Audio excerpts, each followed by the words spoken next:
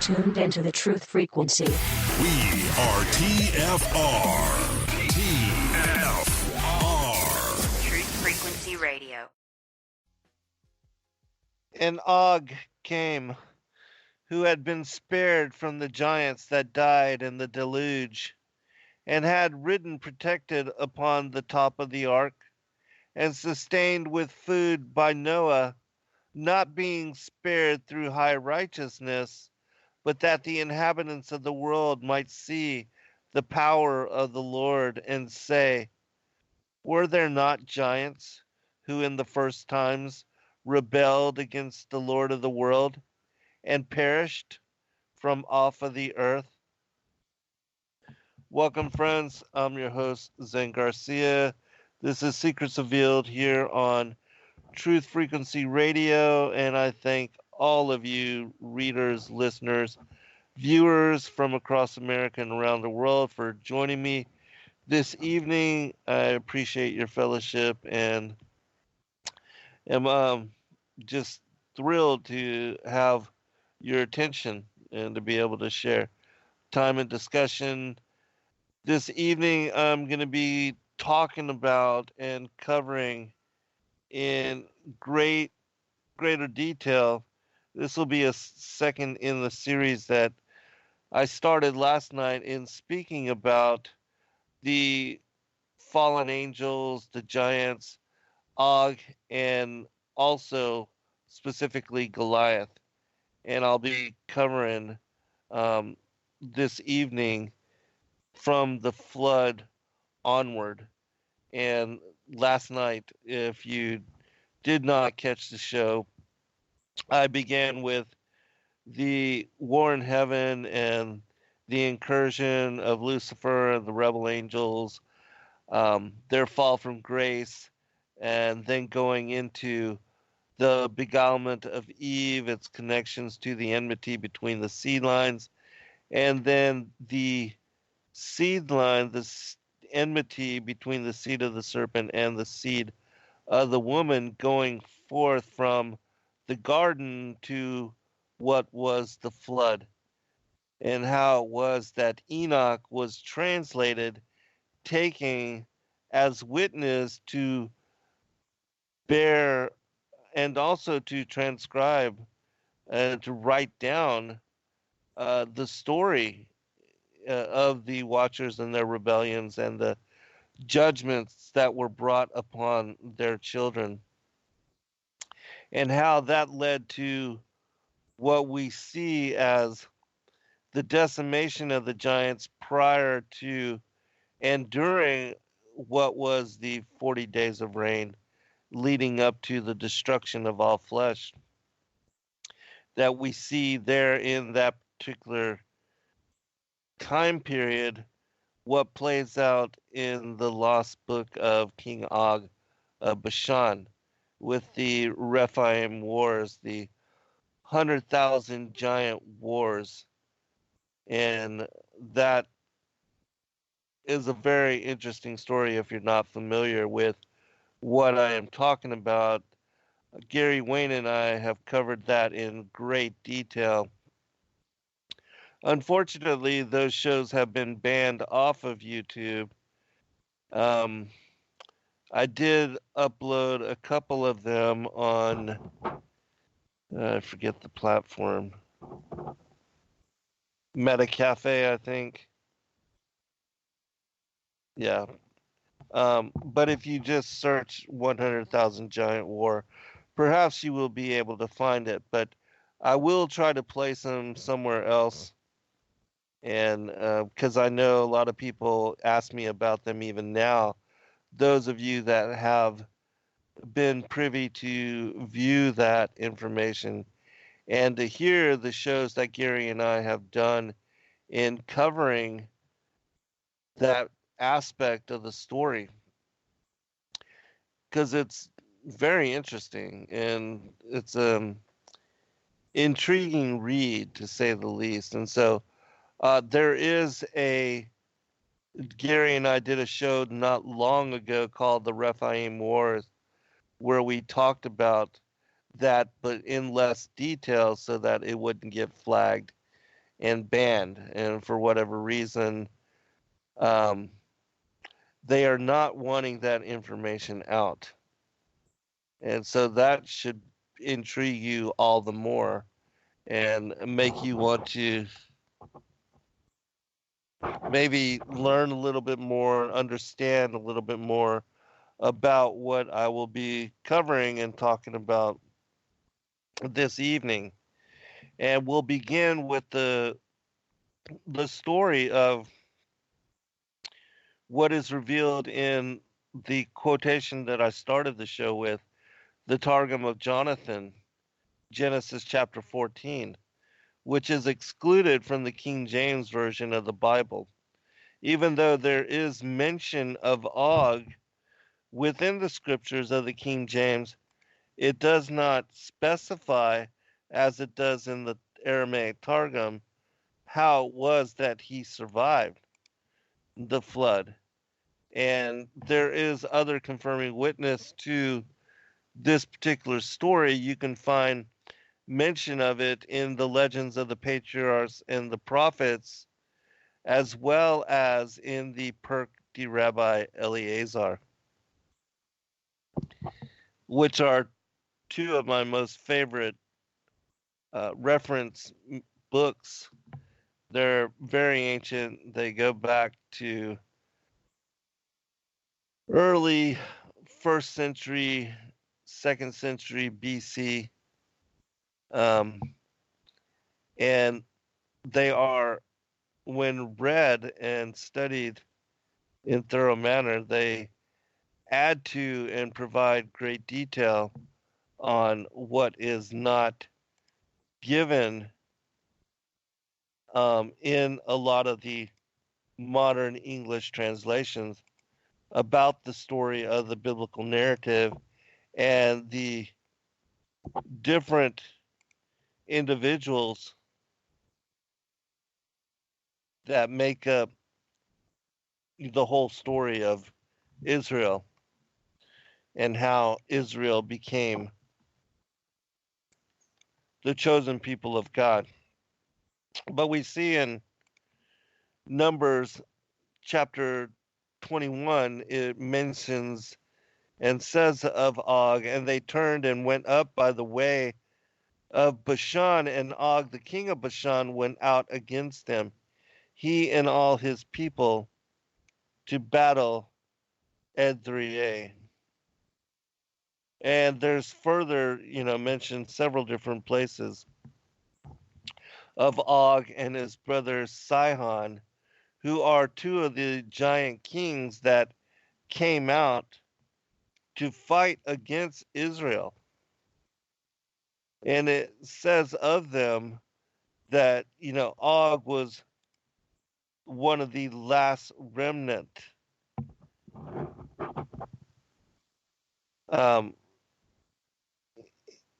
Here in Deuteronomy chapter 3, it says of them that,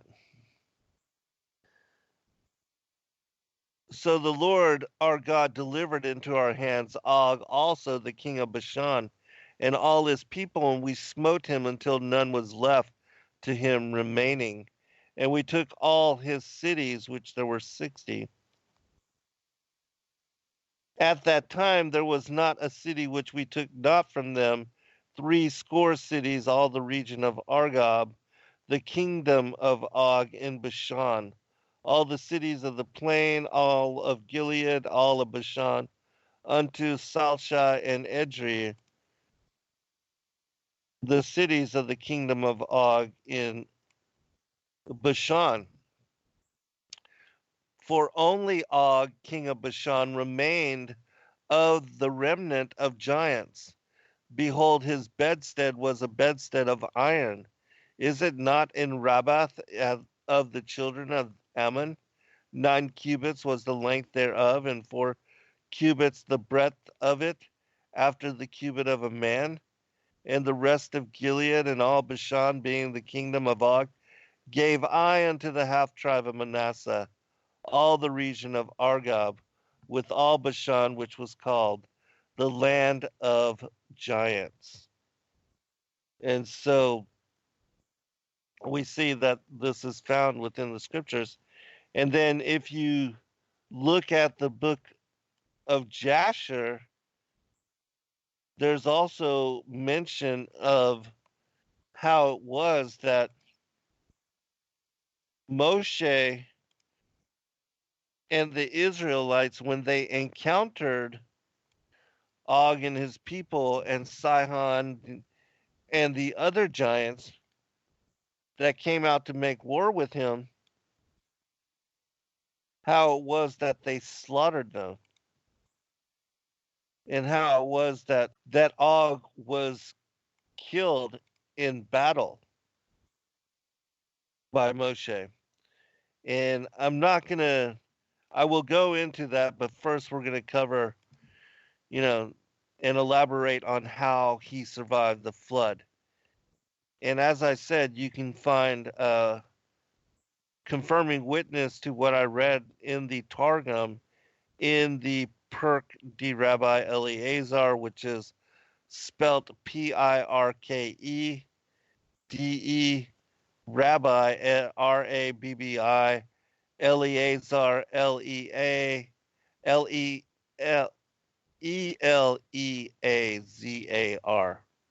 That's the name of the book. It's a very ancient manuscript, written in Hebrew or Aramaic. But you can find translations, English translations of it. And also there is the Legends of the Patriarchs and the Prophets, which is again another one of a very ancient book of commentary that parallel the biblical stories, but just adding great detail on different accounts which we don't have available and nobody speaks about with regard to the mainstream churches. And you can find those freely available online if you want to read and study them. We have also published them at sacredwordpublishing.com for those that like the larger font. We publish all of our books, or try to publish all of our books in 14-point font. And, a lot of that I did, uh, and my daughter in law and others that have helped us, we just wanted to create those manuscripts in print form and larger print so that we could read and study them for ourselves. Um, because I don't like to read from the computer or from Kindle or, any kind of electronic ebook format. I like to have the actual print books to underline, to scribble, to highlight, all of that kind of thing. I like to kind of rip up my books and marking them, flag them, all of that, so that I can quickly find and reference the different passages that I'm seeking and looking when explaining different concepts, or using as source reference for the various books that I write, and the different things that I am writing about. And so because that I was largely doing that for myself, I just decided to provide that really as a public service to the kingdom, and for the benefit of all of you that, like myself, do like to read from actual print books. And so let me go to the first story that I'm going to cover. It's basically like a Jewish fairy tale, and it's about Og and how he survived and how he made a pact with Noah that if he would just feed him during the time of the flood, because it took a year for the waters to abate off of the land, and for Noah to be able to, in landing the ark, to then come disembark off of the ark and to free the animals and to, let them repopulate the land.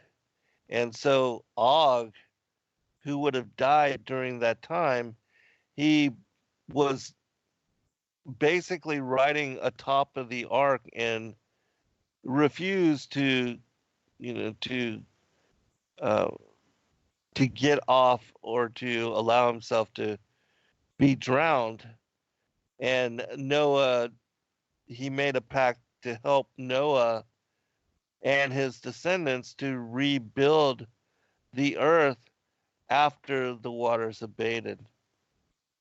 Of course, he did not keep that promise, and that's one of the reasons why judgment was brought upon him in the manner that it was. And that story is also part of what I'm going to be reading from and sharing with you. It's not very long, but it will give you an idea as to what is asserted in Scripture as to how it was that he survived.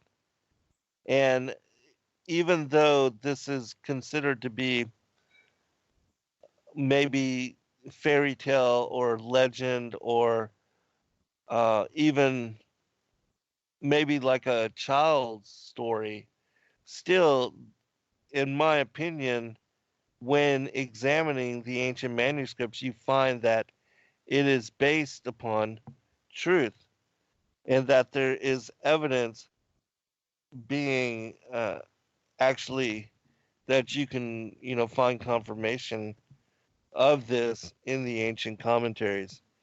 And so this elaboration might actually be something that is based upon fact, as these ancient stories, even this one here, goes back and was collected by um, researchers from wherever the individual was able to find this particular story and to preserve it.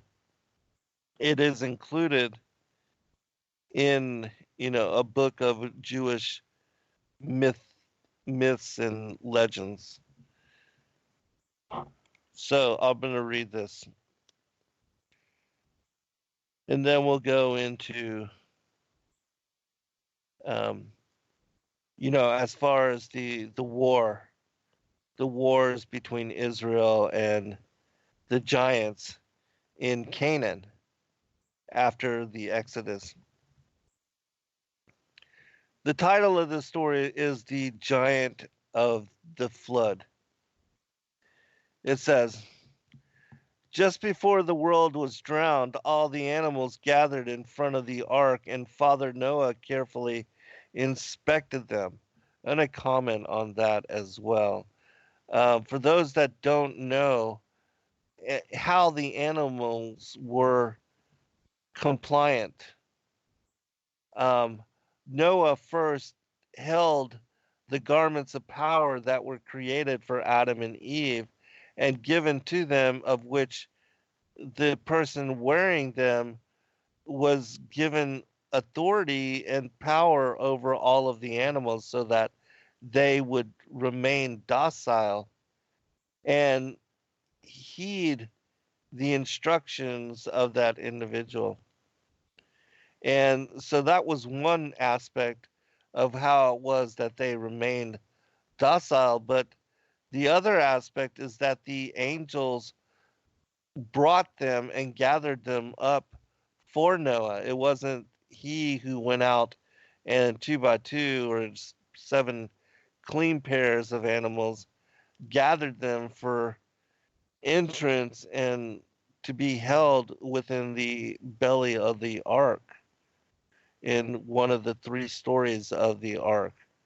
It was the angels that led them to the ark and that chose the particular animals which were going to be spared, and then bringing them to the ark also caused them to be mild tempered so that they were manageable. And so that is being alluded to here, hinted to, even though it's not, again, you find great elaboration in the extra biblical manuscripts, and that is the story that they tell. All ye that lie down shall enter and be saved from the deluge that is about to destroy the world, he said. Ye that stand cannot enter. Then the various creatures began to march forward into the ark. Father Noah watched them closely. He seemed troubled. I wonder, he said to himself, how I shall obtain a unicorn and how I shall get it into the ark. I can bring thee a unicorn, Father Noah. He heard a voice of thunder, and turning round, he saw the giant Og. But thou must agree to save me too from the flood. Begone, cried Noah. Thou art a demon, not a human being. I can have no dealings with thee. Pity me, whined the giant. See how my figure is shrinking. Once I was so tall that I could drink water from the clouds and roast fish at the sun. I fear not that I shall be drowned, but that all the food will be destroyed and that I shall perish of hunger. Noah, however, only smiled, but he grew serious again when Og brought a unicorn. It was as big as a mountain, although the giant said it was the smallest he could find. It lay down in front of the ark, and Noah saw by that action that he must save it. For some time he was puzzled what to do, but at last a bright idea struck him. He attached the huge beast to the ark by a rope fastened to its horn, so that it could swim alongside and be fed. Og seated himself on a mountain near at hand and watched the rain pouring down. Faster and faster it fell in torrents until the river overflowed and the waters began to rise rapidly on the land and to sweep all things away.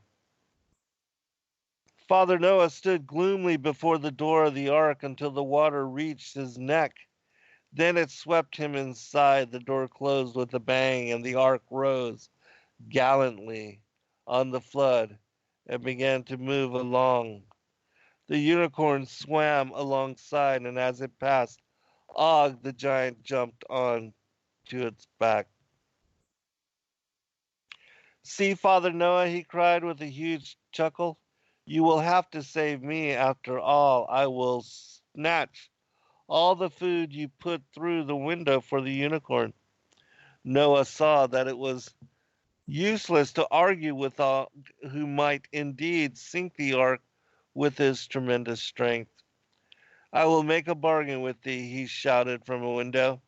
I will feed thee, but thou must promise to be a servant to my descendants. Og was very hungry, so he accepted the conditions and devoured his first breakfast. The rain continued to fall in great big sheets that shut out the light of day.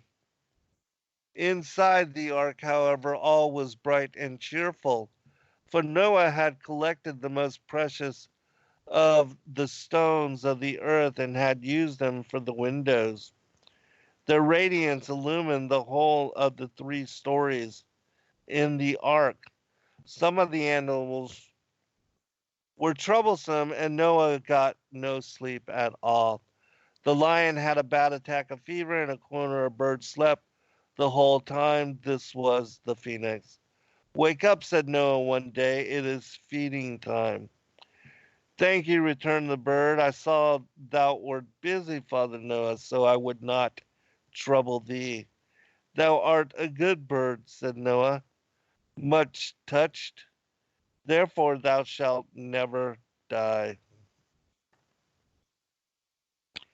One day the rain ceased, the clouds rolled away, and sun shone brilliantly again. How strange the world looked. It was like a vast ocean.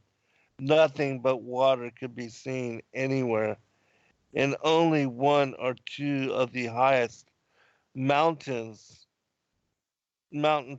proceeded above the flood. All the world was drowned. Oh my goodness, already the first strike. All right, we'll be right back, everyone. This is still the giant of the flood, that particular narrative. Afterwards, Og became king of Bashan, but he forgot his compact with Noah. And instead of helping the Israelites to obtain Canaan, he opposed them. I will kill them all with one blow, he declared. Exerting all his enormous strength, he uprooted a mountain and raising it high above his head, he prepared to drop it on the camp of the Israelites and crush it.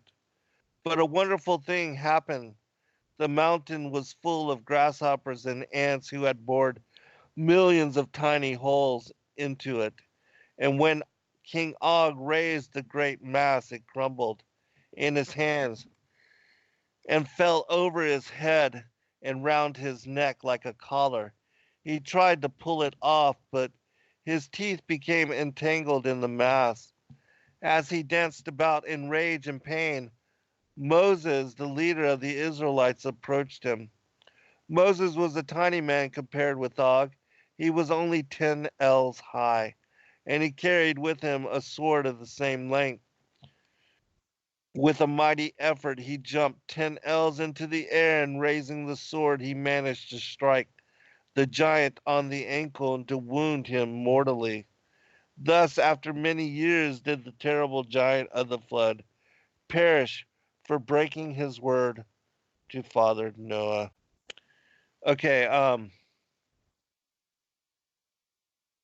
going to share one passage going into just to talk about how it was that the children of Cain usurped the land of Canaan, the Canaanites who were the children of Ham, from Ham seeing the nakedness of his father. That in actuality, that meant that he slept with his mother, who at this time, Nama, was the second wife of Noah, and she bore Ham. And Noah was instructed by God to take Nama as wife in order to preserve the seed of Cain through the flood. But Shem and Japheth were born of a different mother. And there is conjecture that her name was Nama as well, but she was the daughter of Enoch. And that is spoken about also in the book of Jasher in chapter 5. But the story about him taking Nama, the sister of Tubal Cain, from the line of Cain, the children of Lamech, that that she was his second wife, and Ham seeing the nakedness of his father, the result of that was Canaan was born, and that's why Canaan was cursed. And it was the Canaanites that stole the land from the children of Shem. And this is why Abraham, being promised that land, when the Israelites went into Canaan and they were instructed to slaughter every man, woman, and child, they were regaining their inheritance. And this particular passage will share that particular story. It says, "Now Noah was a righteous man. He feared God, and he kept the righteousness and the law which his fathers had declared unto him. Now Noah was the 10th generation from Adam, and he kept in remembrance and did what was good. And he preserved his body from fornication, and he admonished his children, bidding them not to mingle with the children of Cain. the arrogant tyrant, the divider of the kingdom, who walked in the counsel of the devil, and who maketh evil to flourish. And he taught them everything that God hated: pride, boastfulness of speech, self adulation, calumniation, false accusation, and the swearing of false oaths. And besides these things, in the wickedness of their uncleanness, which was unlawful and against rule, man wrought pollution with man, and woman worked with woman, the abominable thing. This is spoken about with the children of Cain, and also in the show that I shared last night about how, the Canaanites, they were homosexual, bisexual, trisexual. I mean, they, you know, animals, whatever. They were very lustful uh, race of beings, and they were involved in all abomination and wickedness. And again, after the flood, the devil, our enemy, did not cease from his hostility against the children of Noah, but stirred up Canaan, the son of Ham, and he became the violent tyrant and usurper who rent the kingdom from the children of Shem. And now they had divided the earth among them, and Noah had made them swear by the name of his God that they would not encroach on each other's boundaries. That's from the Keber Nagas, chapter 4. And so this is when God led them into the land after freeing them from the Exodus. He did so not only to glorify his name, but to make good on his promises to Abraham.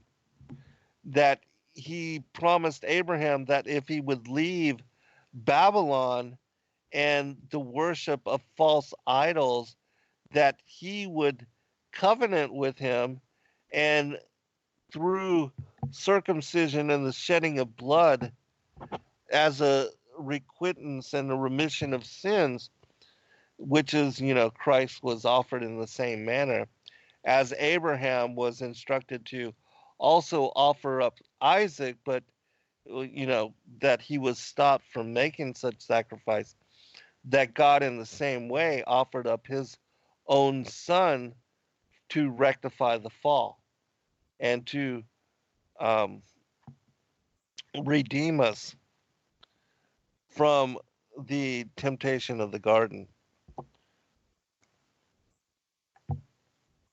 All right.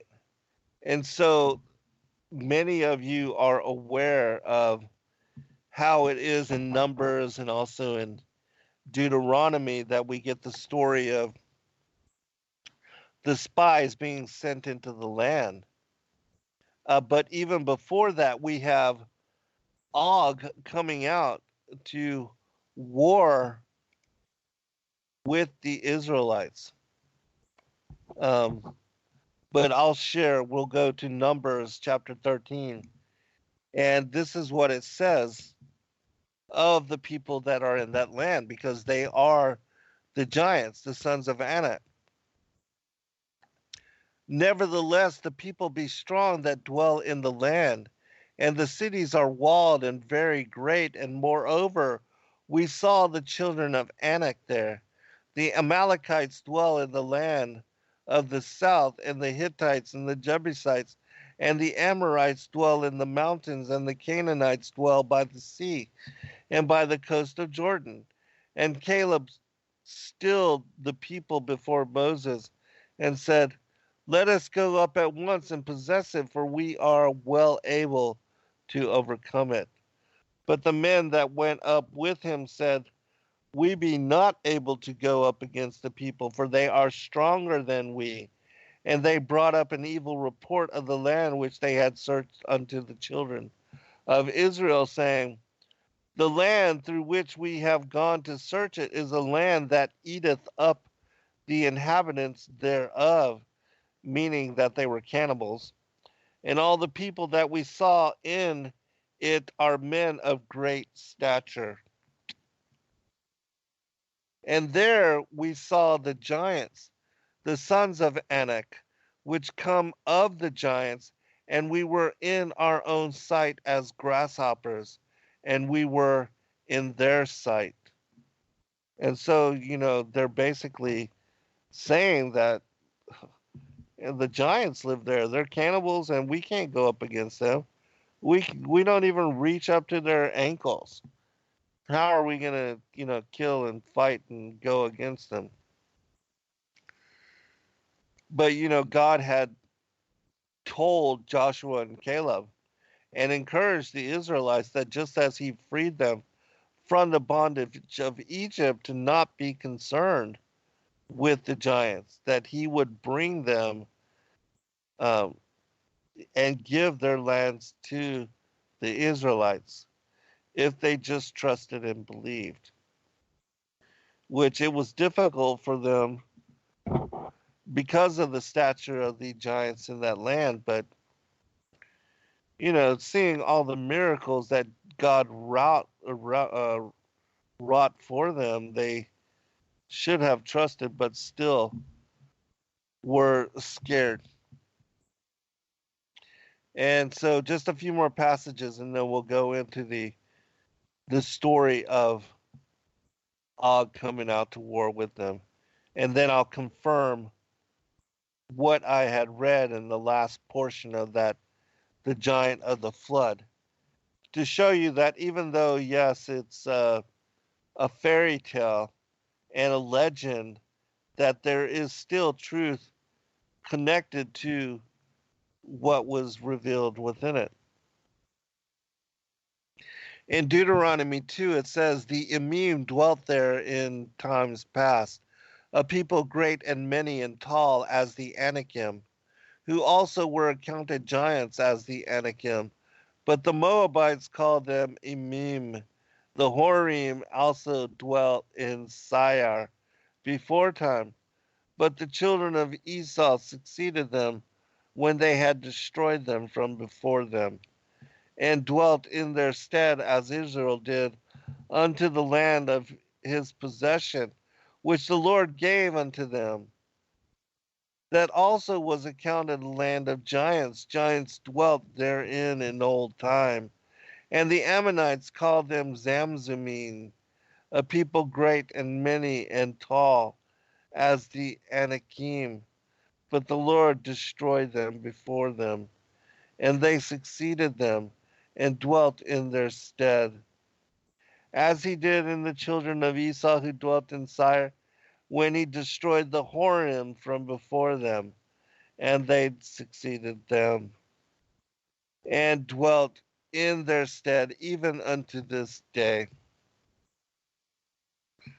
And so when we come back from this break, we'll go into the beginning of that war. But Moses had to encourage them because they were scared. And he said to them, hear, O Israel, thou art to pass over Jordan this day, to go in to possess nations greater and mightier than thyself, cities great and fenced up to heaven, a people great and tall, the children of the Anakim, who thou knowest, and of whom thou hast heard say, who can stand before the children of Anak? Understand therefore this day that the Lord thy God is he which goeth over before thee. As a consuming fire he shall destroy them, and he shall bring them down before thy face. So shalt thou drive them out and destroy them quickly, as the Lord has said unto thee. And so Moses tells them, God's going to fight for you, just as he did. And again, this is another aspect of the story that's not revealed within the modern English translations and in the King James. But if you read the Aramaic Targum, it tells you that during the crossing of the Red Sea, that the word of the Lord, which is Christ, Yahushua, that he fought against Pharaoh and his armies that were pursuing the Israelites as they crossed over uh, the Reed Sea, that during that time, in similar manner, he sent down from the heavens these meteorites and attacked them and decimated them supernaturally in such manner. And so, this story that we see and will see, even when Joshua enters into the land and the sun is held in delay, the sun and the moon are stopped in their course, and the day is elongated, that God fights for them during that time too, and sends down fire from heaven to decimate them and destroy them, and that there were more giants killed by the judgment from heaven with these meteorites and these, rocks being thrown down and strewn from the heavens, um, to decimate the giants, that it is known that during that time that many of the giants which were judged in such manner. All right, we'll be right back for second hour. All right, welcome back, everybody. I'm going to start here before we go into the destruction of the people in the land of Canaan. A passage from the Wisdom of Solomon, which gives us a little bit of an idea of the kind of abomination and the wickedness that they were involved in, and why it was that God, Yahweh, decided to utilize the Israelites as the sword of judgment upon them in waging what is the next aspect of the war between the seed of the woman and the seed of the serpent. It says, "For it was thy will to destroy by the hands of our fathers both those old inhabitants of thy holy land, whom thou hatest for doing most odious works of witchcrafts and wicked sacrifices, and also those merciless murderers of children and devourers of man's flesh, and the feasts of blood, with their priests out of the midst of their idolatrous crew, and the parents that killed with their own hands souls destitute of help, that the land which thou esteemest above all other might receive a worthy colony of God's children. Nevertheless, even those thou sparedest as men, and didst send wasps, forerunners of thine host, to destroy them little and little, little by little. Not thou wast unable to bring the ungodly under the hand of the righteous in battle, or to destroy them at once with cruel beasts, or with one rough word, but executing thy judgments upon them little by little, thou gavest them place of repentance, not being ignorant that they were a naughty generation, and that their malice was bred in them." See here, that's mentioning the serpent seed. "That their malice was bred in them, and that their cogitation would never be changed. For it was a cursed seed from the beginning. Neither didst thou, for fear of any man, give them pardon for those things wherein they sinned. For look, for what things they grudged when they were punished, that is, for them whom they thought to be gods, now being punished in them when they sought, they acknowledged him to be the true God, whom before they denied to know, and therefore came extreme damnation upon them. That's the wisdom of Solomon, chapter 12. So it's telling you about these people that dwelt in the land, how they denied God, and how they were involved in just perverse wickedness, witchcrafts, the cannibalizing of human flesh, the slaughter of the innocent, of children, child sacrifice, all kind of things. And again, so these were not, and the sons of Anak, and so these were not normal human beings that lived in that particular land. They were involved in, as I said, as it said here, works of witchcraft, wicked sacrifices. They were merciless murderers of children, devourers of man's flesh, and feasts of blood. I mean, think of that, feasts of blood. And their priests also, an idolatrous crew, and the parents killed with their own hands souls destitute of help. I mean, very perverse and wicked peoples. And remember that the giants and the rebel angels, the fallen angels, they had established in the worship of these pagan gods and goddesses a pantheon of themselves.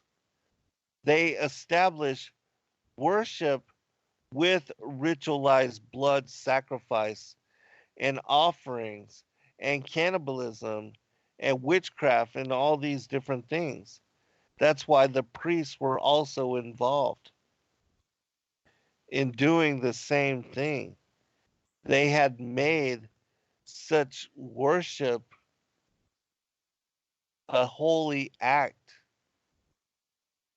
according to their belief and their theologies. And this was the norm unto them. And so that's why judgment was. So I'm going to read Deuteronomy chapter 3 to kick this off.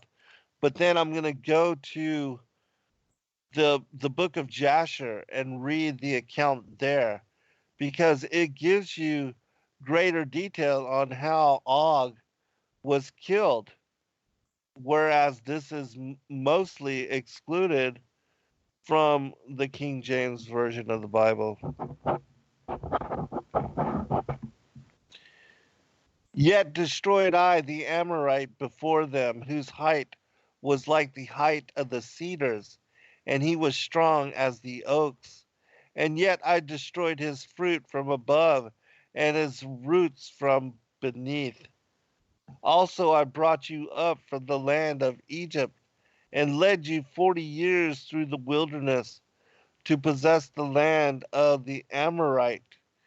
Then we turned and went up the way of Bashan, and Og, the king of Bashan, came out against us, he and all his people, to battle at Edrei.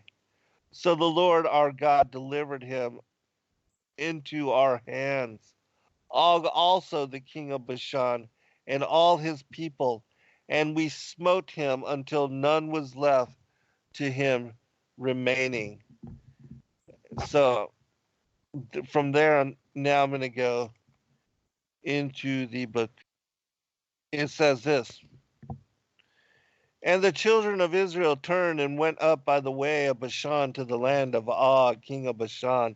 And Og, the king of Bashan, went out to meet the Israelites in battle. And he had with him many valiant men and a very strong force from the people of the Amorites. And Og, king of Bashan, was a very powerful man. But Naaron, his son, was exceedingly powerful, even stronger than he was. And Og said in his heart, Behold, now the whole camp of Israel takes up a space of 3 parsa. Now will I smite them at once without a sword or a spear. And Og went up to Mount Jahaz, and took therefrom one large stone, the length of which was 3 parsa, and he placed it on his head, and resolved to throw it upon the camp of the children of Israel, to smite all the Israelites with that stone. And the angel of the Lord came and pierced the stone upon the head of Og, and the stone fell upon the neck of Og, that Og fell to the earth on account of the weight of the stone upon his neck. At that time the Lord said to the children of Israel, Be not afraid of him, for I have given him and all his people and all his land into your hand, and you shall do to him as you did to Sihon. And Moshe went down to him with a small number of the children of Israel. And Moses smote Og with a stick at the ankles of his feet and slew him.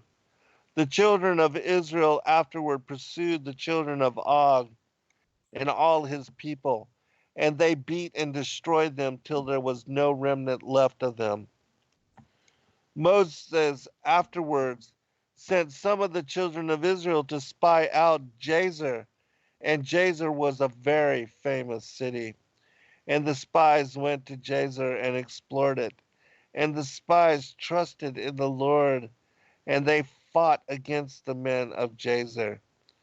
And these men took Jazer and its villages, and the Lord delivered them into their hand, and they drove out the Amorites who had been there. And the children of Israel took the land of the 2 kings of the Amorites, 60 cities which were on the other side of Jordan, from the brook of Arnon unto Mount Hermon. And the children of Israel journeyed and came into the plain of Moab, which is on the side of the Jordan by Jericho. And the children of Moab heard all the evil which the children of Israel had done to the 2 kings of the Amorites, to Sihon and Og. So all the men of Moab were greatly afraid of the Israelites. And the elders of Moab said, Behold, the 2 kings of the Amorites, Sihon and Og, who were more powerful than all the kings of the earth, could not stand against the children of Israel. How then can we stand before them? Surely they sent us a message before now to pass through our land on their way, and we would not suffer them. Now they will turn upon us with their heavy swords and destroy us. And Moab was distressed on the account of the children of Israel. They were greatly afraid of them, and they counseled together what was to be done to the children of Israel. And the elders of Moab resolved and took one of their men, Balak the son of Zippor, the Moabite, and made him king over them. At that time, Balak was a very wise man. And the elders of Moab rose up and sent to the children of Midian to make peace with them, for a great battle and enmity had been in those days between Moab and Midian, from the days of Hadad, the son of Bedad, king of Edom, who smote Midian in the field of Moab unto these days. And the children of Moab sent to the children of Midian, and they made peace with them. And the elders of Midian came to the land of Moab to make peace in behalf of the children of Midian. And the elders of Moab counseled with the elders of Midian what to do in order to save their lives from Israel. All right, I'm going to stop there. You see how their heart was not in the battle and to wage war on them. And then the story goes into how it was that they hired Balaam to curse the Israelites, but God wouldn't allow Balaam to do so. And so he instead was forced to bless Israel. But then he told them how to, you know, cause their downfall, and that was by um, leading them astray with strange women, and tempting them to sacrifice unto idols, which then caused the Israelites to lose the favor. Let me check the story. We're quickly running out of time, so I'm going to share with you what I wanted to with regard to David and his struggle, and Goliath and the story of Goliath. But before we do so, I just want to bring forth one other story to show you the supernatural aspect of God's war against the giants. And so we'll go to Joshua chapter 10 first. It says, "And it came to pass as they fled from before Israel and were in the going down to Beth Aron, that the Lord cast down great stones from heaven upon them unto Azekah, and they died. They were more which died with hailstones than they which the children of Israel slew with the sword. And then spake Joshua to the Lord in the day when the Lord delivered up the Amorites before the children of Israel. And he said in the sight of Israel, Sun, stand thou still upon Gibeon, and thou, moon, in the valley of Ajalon. And the sun stood still, and the moon stayed until the people had avenged themselves upon their enemies. Is not this written in the book of Jasher? So the sun stood still in the midst of heaven, and hastened not to go down about a whole day." And so, again, you see the supernatural aspect of God's war against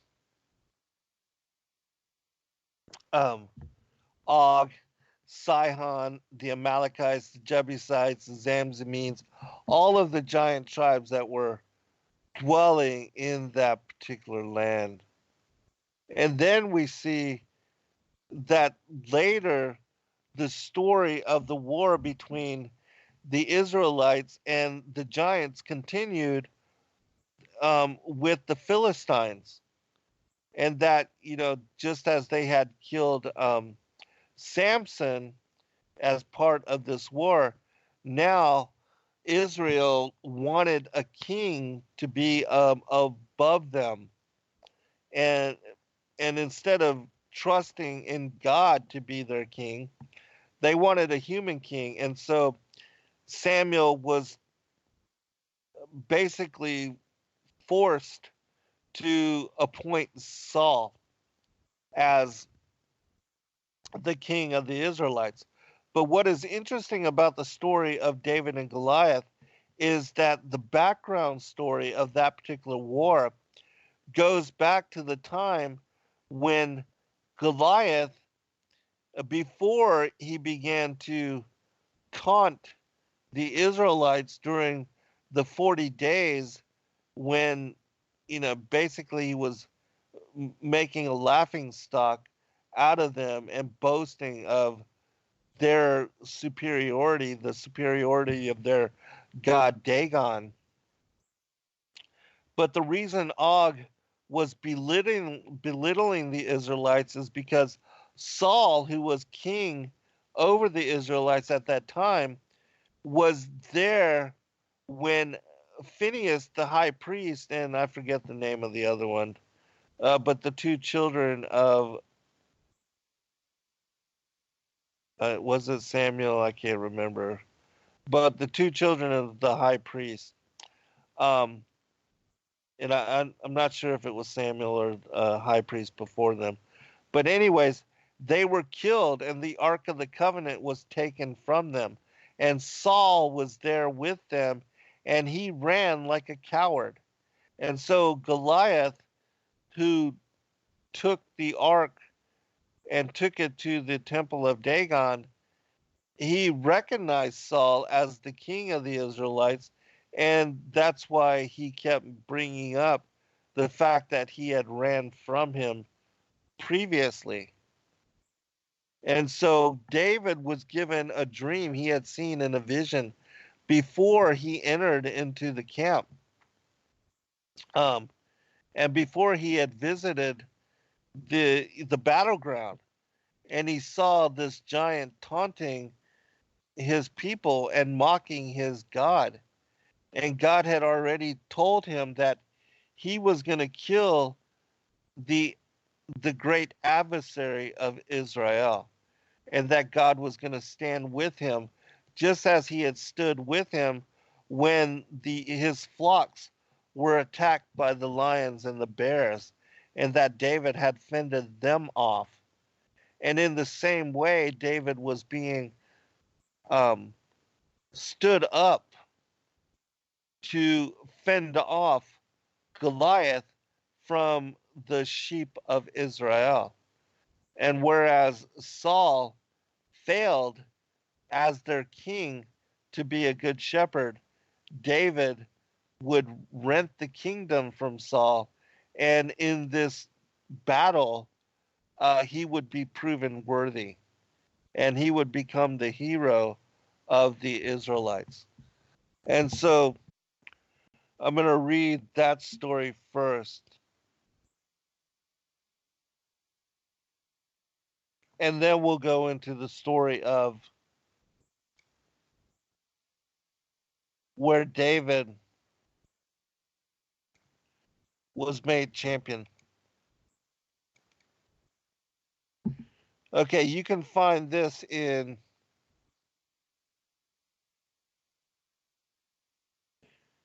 I believe this is a pseudo Philo. It's chapter LIV, which I think that is chapter 54, if I'm correct. It says this: And in those days the Philistines assembled their camp to fight against Israel, and the children of Israel went out to fight with them. And when the people of Israel had been put to flight in the first battle, they said, Let us bring up the ark of the covenant of the Lord. Peradventure it will fight with us, because in it are the testimonies of the Lord which he ordained unto our fathers in Horeb. And as the ark went up with them, when it was come into the camp, the Lord thundered and said, This time shall be likened unto that which was in the wilderness, when they took the ark without my commandment, and destruction befell them. So also at this time shall the people fall, and the ark shall be taken, that I may punish the adversaries of my people because of the ark, and rebuke my people because they have sinned. And when the ark was come into the battle, the Philistines went forth to meet the children of Israel, and smote them. And there was there a certain Goliath, a Philistine, which came even unto the ark, and Ophni, that's who it is, Ophni and Phinehas. Ophni and Phinehas, the sons of Heli, and Saul, the son of Cis, held the ark. And Goliath took it with his left hand and slew Ophni and Phinehas.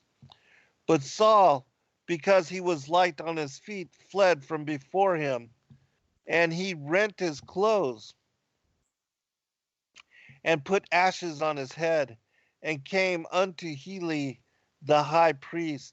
And Heli said unto him, Tell me what hath befallen in the camp. And Saul said unto him, Why askest thou me these things? For the people is overcome, and God hath forsaken Israel. Yea, and the priests also are slain with the sword, and the ark is delivered unto the Philistines. And when Heli heard of the taking of the ark, he said, Behold, Samuel prophesied of me and my sons that we should die together. But the ark he named not unto me. And now the testimonies are delivered up unto the enemy. And what can I more say? Behold, Israel is perished from the truth, for thy judgments are taken away from him. And because Heli despaired wholly, he fell off from his seat, and they died in one day, even Heli and Ophni and Phinehas his sons.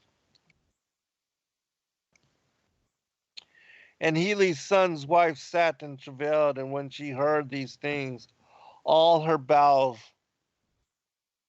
were melted. And the midwife said unto her, Be of good cheer, neither let thy soul faint, for a son is born to thee. And she said to her, Lo, now is one soul born, and we four die. That is, my father and his two sons and his daughter-in-law. And she called his name, Where is the glory? Saying, The glory of God is perished in Israel, because the ark of the Lord is taken captive. And when she had thus said, she gave up the ghost. All right, now I'm going to skip to the story of David fighting Goliath. And as I mentioned last night in the show, well, I'll reveal it after in the next segment. But David and Goliath were actually related, just as we see Cain and Abel, even though they were brothers, Isaac and Ishmael, they were brothers, but there was a relationship, and we'll expound upon that when we return. All right, welcome back, everybody, for final segment. I am your host, Zen Garcia. This is Secrets Revealed here on Truth Frequency Radio, and I'm covering this evening the stories of Og of Bashan and also specifically of Goliath, or Goliath of Gath, which is Goliath.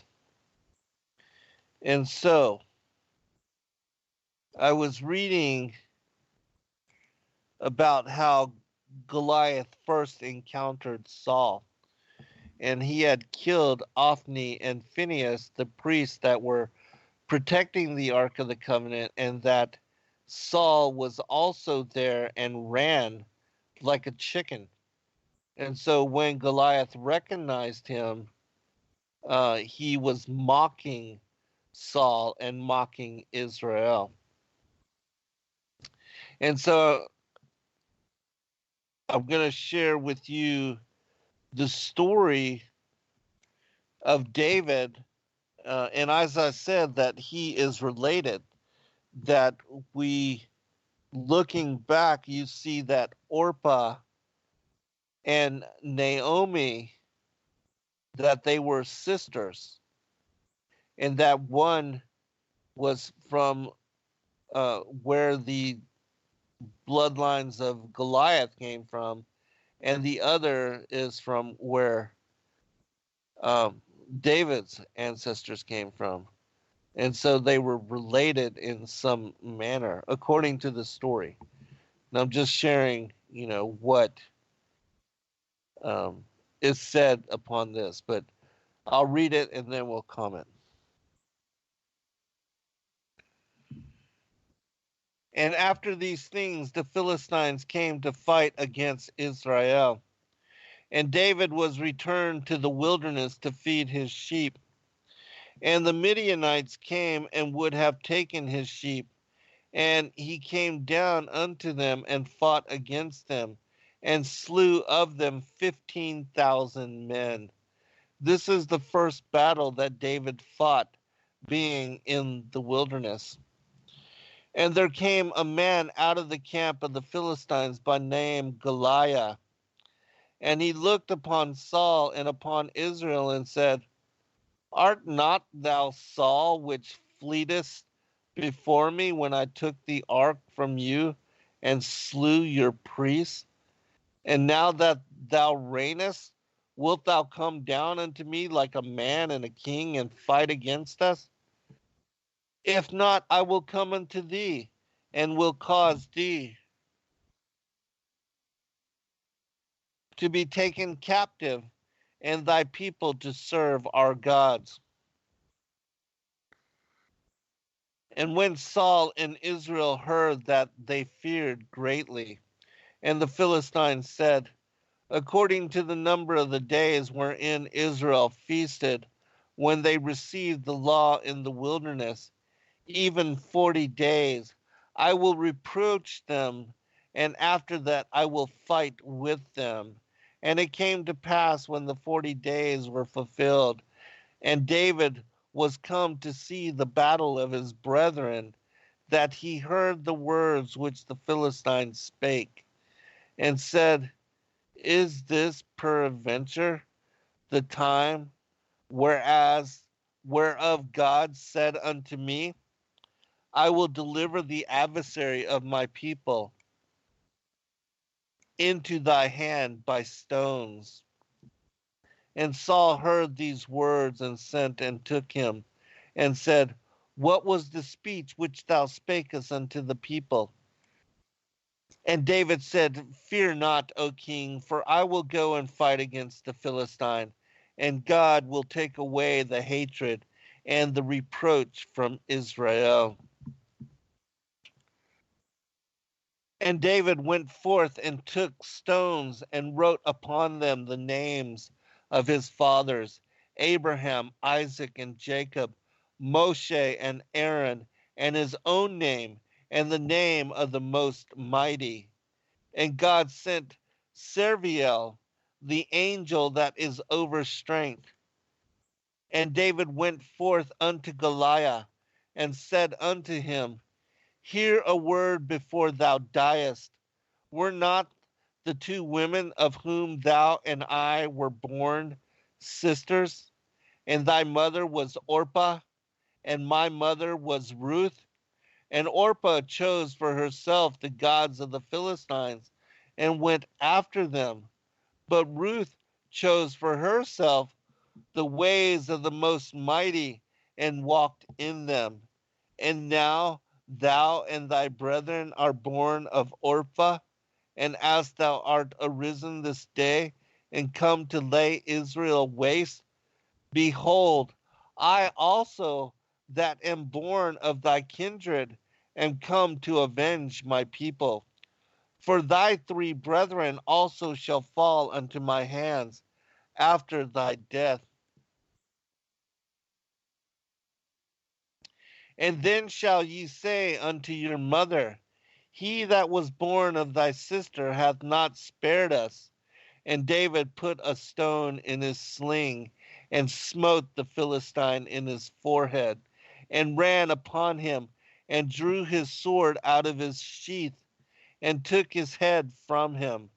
And Goliath said unto him while his life was yet in him, hasten and slay me and rejoice.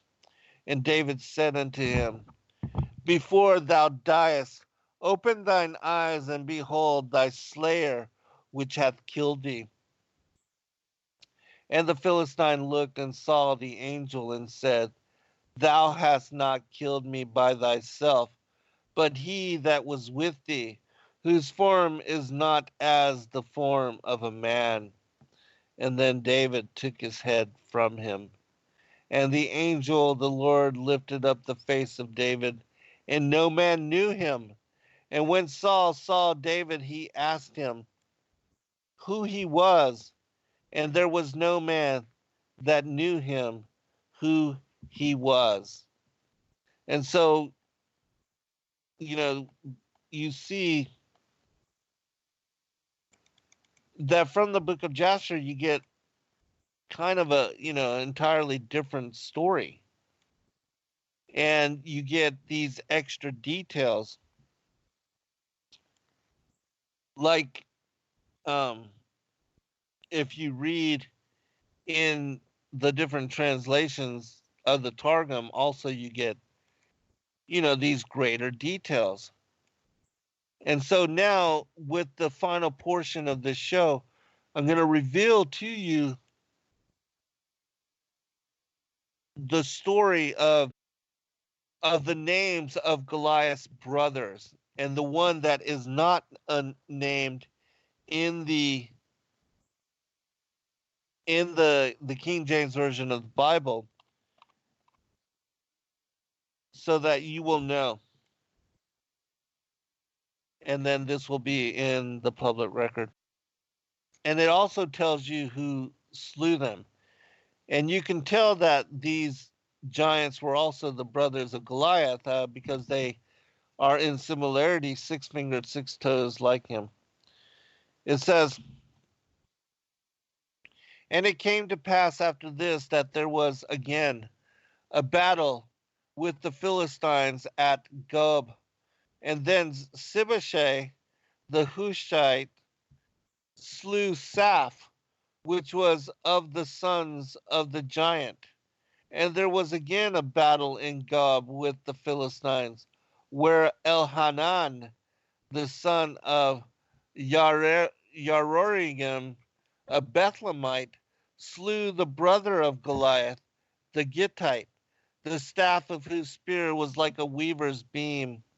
And there was yet a battle in Gath, where was a man of great stature that had on every hand 6 fingers, and on every foot 6 toes, 24 in number. And he also was born to the giants. And when he defied Israel, Jonathan the son of Shimei, the brother of David, slew him.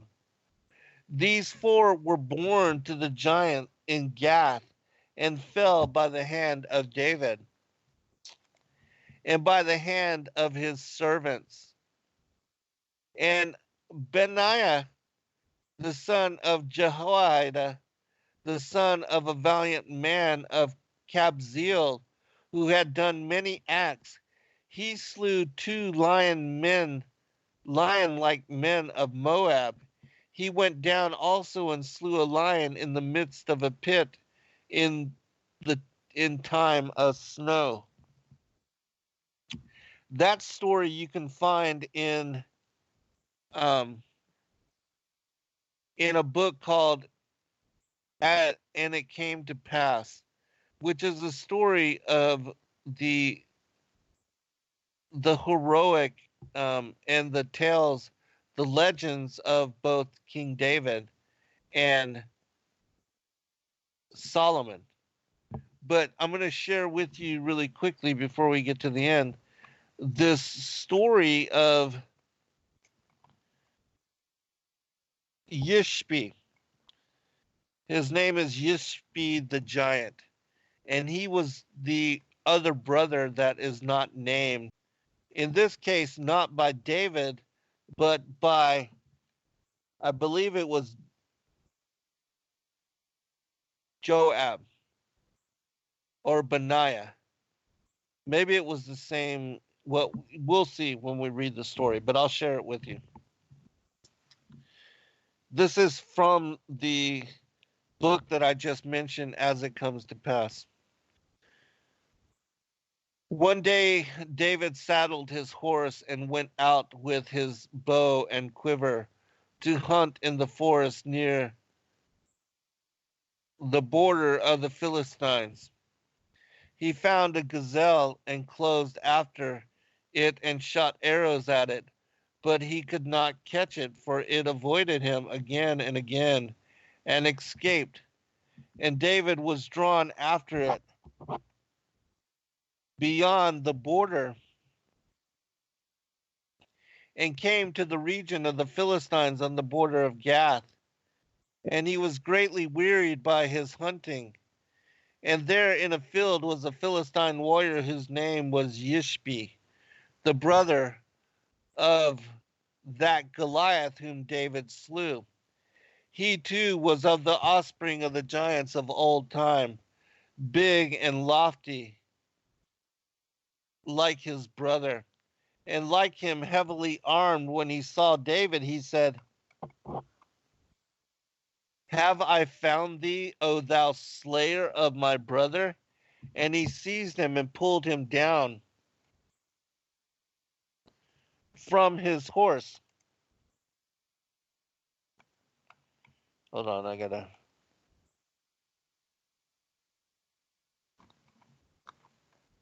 Go to the next page. And he bound him and put him beneath a thick and very heavy. It's difficult to read this.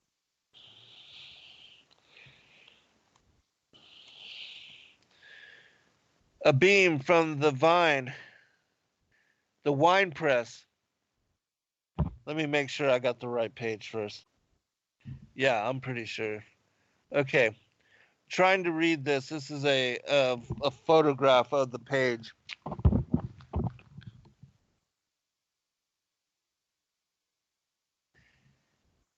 Okay, and so Yishbi bound him and put him beneath a thick and very heavy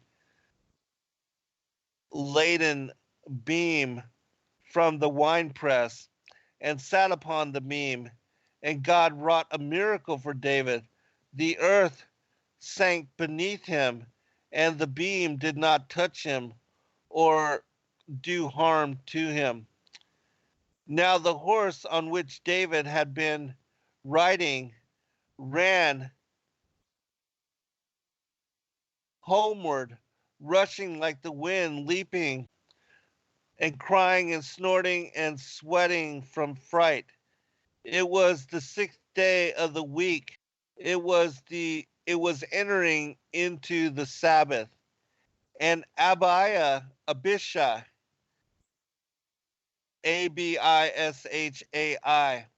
the son of Zeruiah, the captain of the army of David, came in with water and washed himself, and he perceived suddenly, and lo, the water wherein he washed brought up spots of blood, and it was marvelous in his sight. And while he yet marveled, behold, a dove came and flew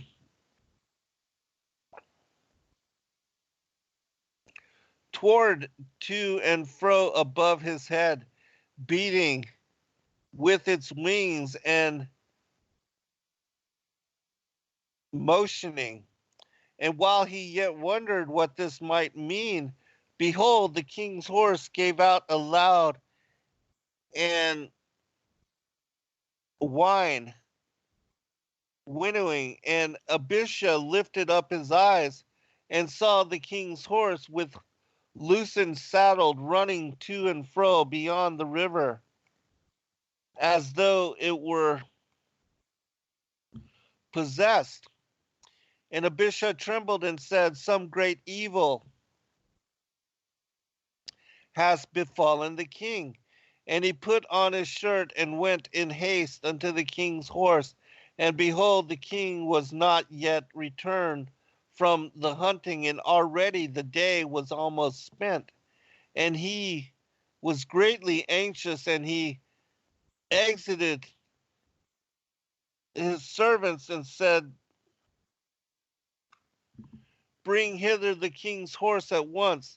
And they brought him the king's horse. Now it was a fleet of foot as a gazelle, and he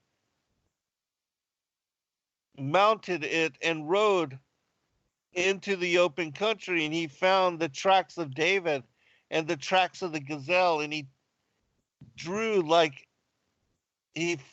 an eagle, leaping over mountains and valleys and hills and dale, a sight, while the horse had borne him to the country of the Philistines.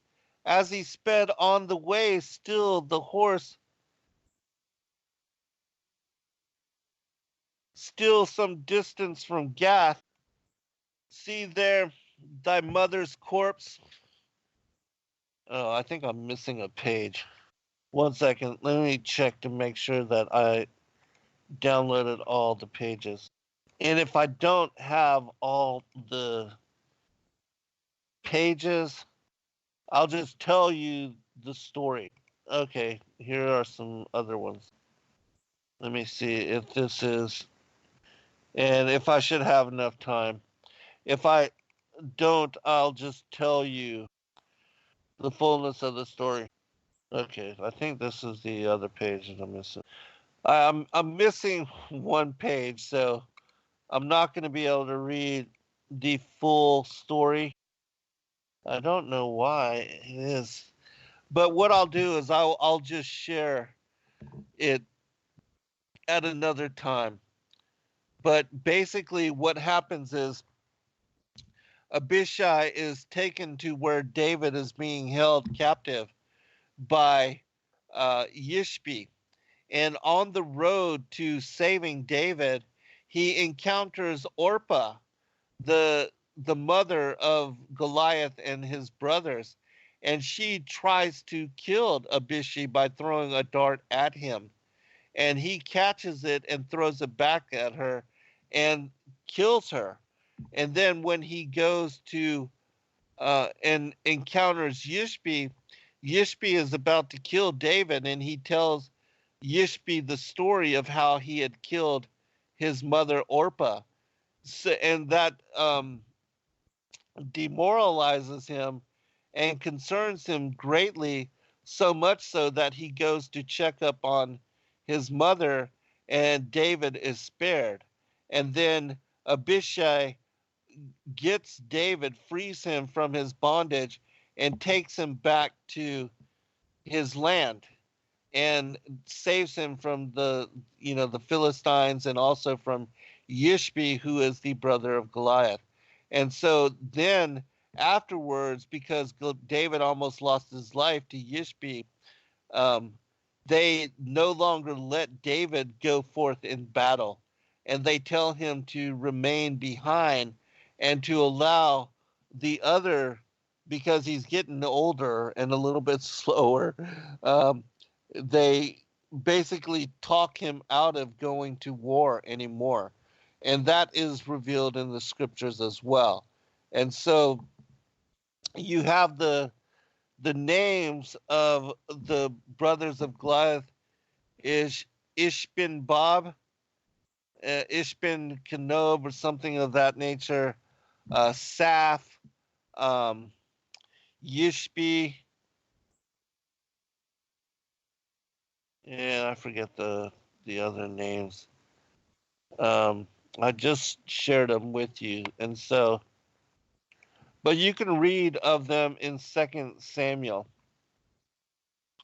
And then what I'll do is, when I bring forth this story, I'll also share with you the story of Benaiah, the son of Jehoiada, where it says here, the son of a valiant man of Kabzeel, who had done many acts, and he slew 2 lion-like men of Moab. And he went down also and slew a lion in the midst of a pit in the time of snow. I'll share that story with you as well. And another thing that is of interest is that it was the lion men of Moab that were doing the tortures for I forget the name of the king, but he was the king that was trying to force all the Israelites to eat food sacrificed unto idols. And you can read this in Maccabees 4, the story of the 7 sons of the high priest Eleazar, and Salomonia was his wife. And they had 7 sons, and all of them were put to the test. They were killed and tortured by the lion men of Moab. And that this particular king was trying to force them to break their vows and to bend the knee and to eat food sacrificed unto idols. And rather than doing so, they all stayed true to their faith, and they endured the torture so that they could then inherit the kingdom and eternal life. And very powerful story, so check that out as well. All right, God bless all. Good night.